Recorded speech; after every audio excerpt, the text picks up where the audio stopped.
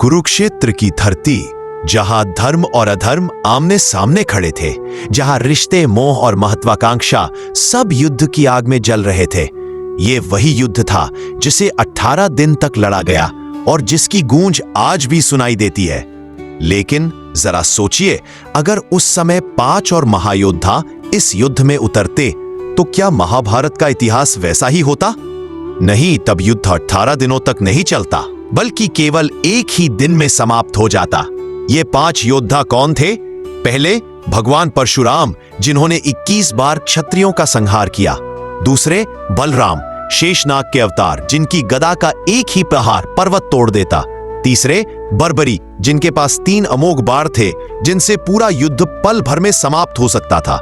चौथे प्रद्युम्न, स्वयं श्री कृष्ण के पुत्र, जिन्होंने भीष्म जैसे महारथी को पराजित किया। और 5वें बब्रुवाहन, अर्जुन का पुत्र, जिसने अपने ही पिता को युद्ध में परास्त कर दिया। आज की इस कथा में हम कल्पना करेंगे उस महायुद्ध की जहां ये 5 योद्धा कुरुक्षेत्र की रणभूमि में उतरते और देखते हैं कि तब क्या होता।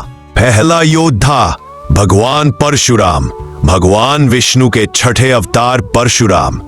वह ब्राह्मण होते हुए भी महायोद्धा थे।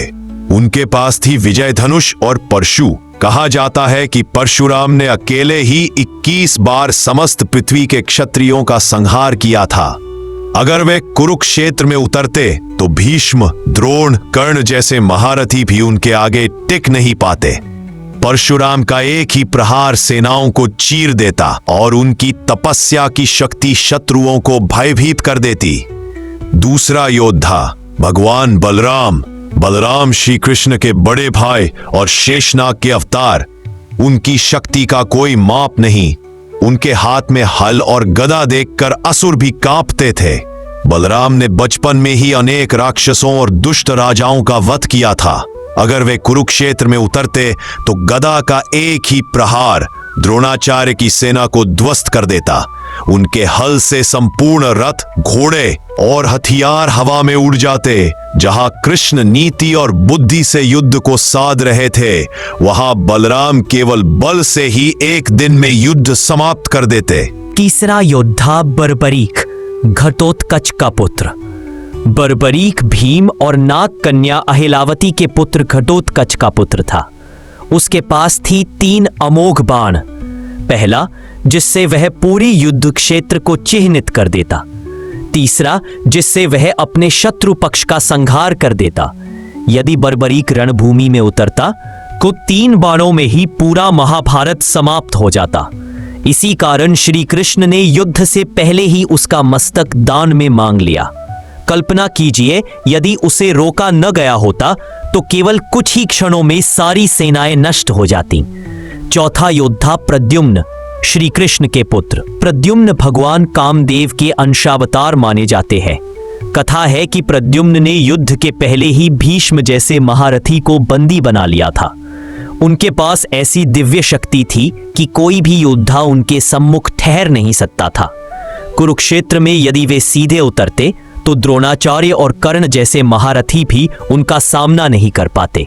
उनकी गति वज्र की तरह तीव्र थी और उनका धनुष देवताओं द्वारा प्रदत्त था। 5वां योद्धा बब्रुवाहन, अर्जुन का पुत्र। अर्जुन और चित्रांगदा के पुत्र थे। उनकी वीरता का प्रमाण यह है कि उन्होंने अपने ही पिता अर्जुन को युद्ध में पराजित कर दिया था।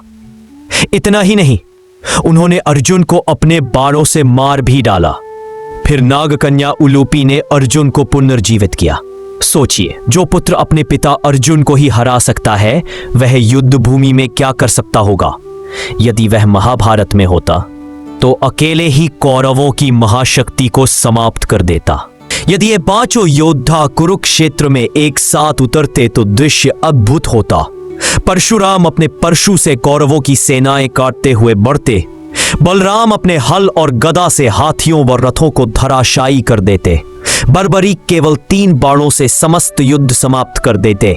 प्रद्युम्न भीष्म, द्रोण और कर्ण जैसे महारथियों को बंदी बना लेते और बब्रुवाहन अर्जुन से भी तेज गति से कौरवों की छाती चीर देते। युद्ध की 18 दिनों की कथा एक ही दिन में समाप्त हो जाती।